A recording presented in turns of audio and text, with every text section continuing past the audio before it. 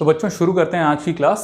पिछली क्लास में हमने एक्सरसाइज 2.2 के फर्स्ट क्वेश्चन को करा था। आज हम करेंगे क्वेश्चन नंबर 2, जहां पे कहता है find a quadratic polynomial each with the given numbers as the sum and product of its zeros respectively. ठीक है, तो हमें एक क्वाड्रेटिक पॉलिनोमियल को फाइंड आउट करना है जिसकी सम और प्रोडक्ट ऑफ जीरोस दी हुई हैं। ठीक है, यहां पे हमें जीरोस की सम और प्रोडक्ट दी हुई हैं, हमें क्वाड्रेटिक पॉलिनोमियल को फाइंड आउट करना है। तो पिछली क्लास में हमने क्या पढ़ा था बच्चों कि for a quadratic polynomial sum of zeros is minus B by A and product of zeros is C by A. ठीक है, ये चीज हमने पिछली क्लास में पढ़ा था। Sum of the zeros will be minus b by a and product will be c by a. So it means if we see that in this question, sum of the zeros is how much? Sum of zeros is root 2. ठीक है, तो we can write minus b by a is nothing but root 2. ठीक है, similarly product of zeros is 1 by 3. So it means c by a is nothing but 1 by 3. ठीक है बच्चों, तो यहां पे आप देखो minus B by a is root 2 and c by a is 1 by 3.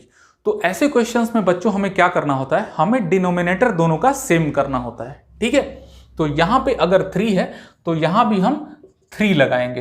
It means root 2 by 3 into 3।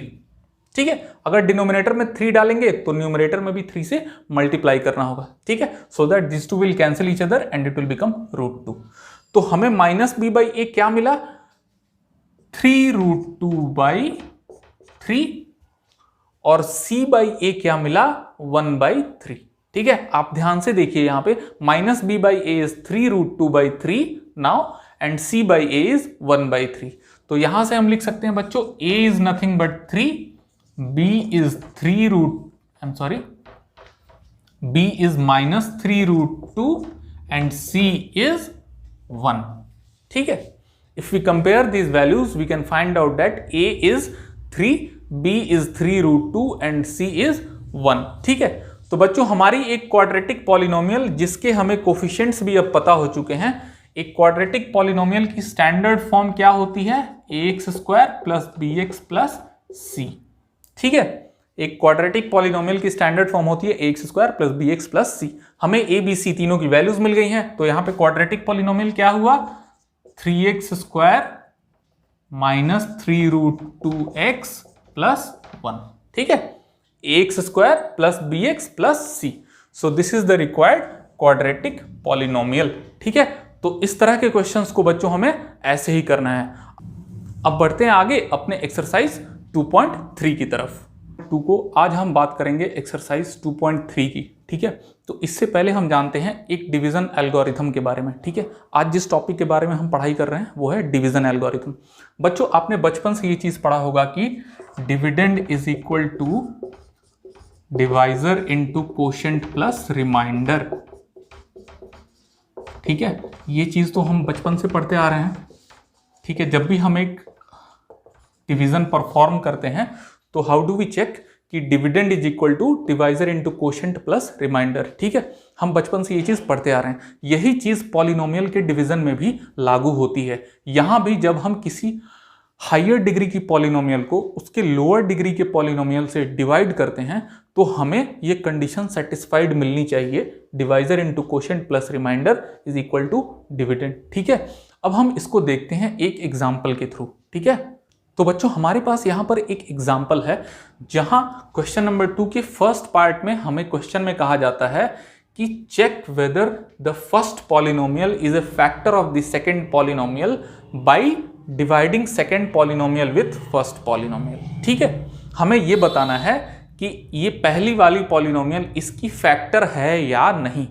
तो ये इसकी फैक्टर तो तभी होगी जब ये इससे कंप्लीटली डिविजिबल होगा। If second polynomial is completely divisible by first polynomial, then we can say that this is a factor, this is a factor of this polynomial. ठीक है, तो इसे फाइंड आउट करने के लिए बच्चों हम इस पॉलिनोमियल से डिवाइड करते हैं। ठीक है, let's start this to the power 4 plus 3t cube minus 2t square minus 9t minus 12। इसे डिवाइड करना है हमें t स्क्वायर माइनस 3 से। ठीक है बच्चों, तो जैसे हम बचपन में डिवीजन करते थे हमें आज भी वही करना है। यहां पे हमें क्या करना है बच्चों, हमें सबसे पहले इसकी हाईएस्ट डिग्री वाली टर्म को देखना है।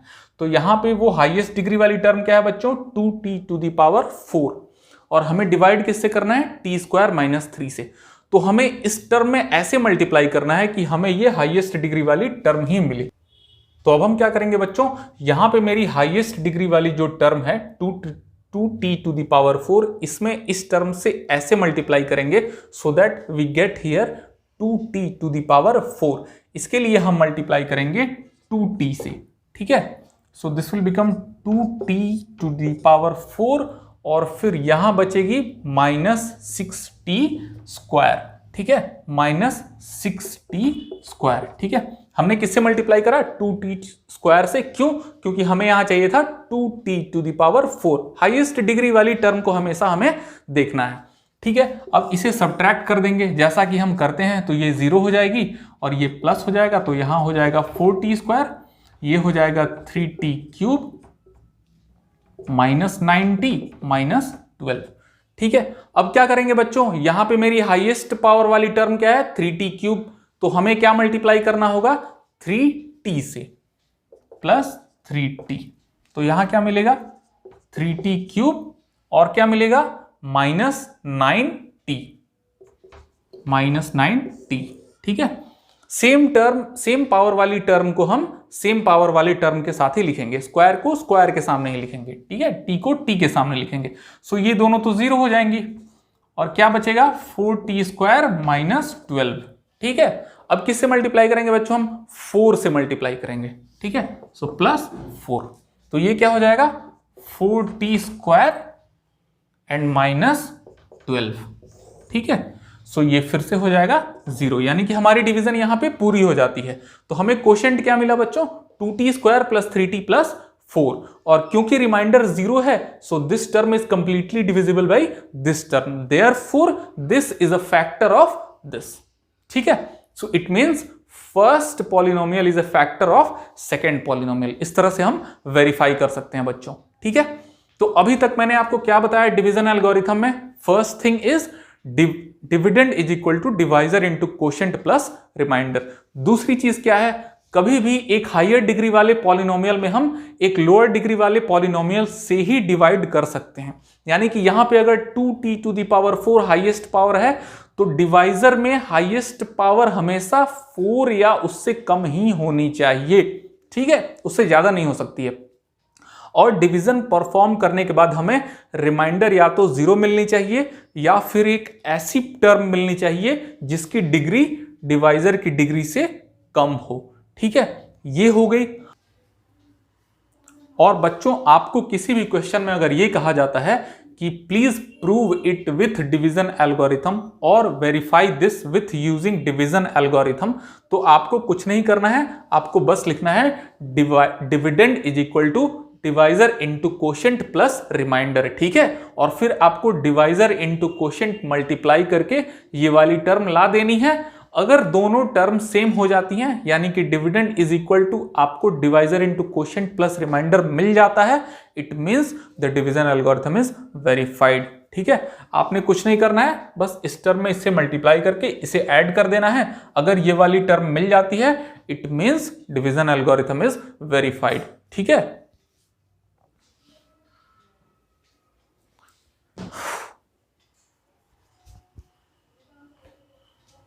तो बच्चों यहां पे खत्म करते हैं हम अपनी आज की क्लास, और इसी के साथ चैप्टर नंबर 2 भी आपकी यहां पे खत्म हो जाती है।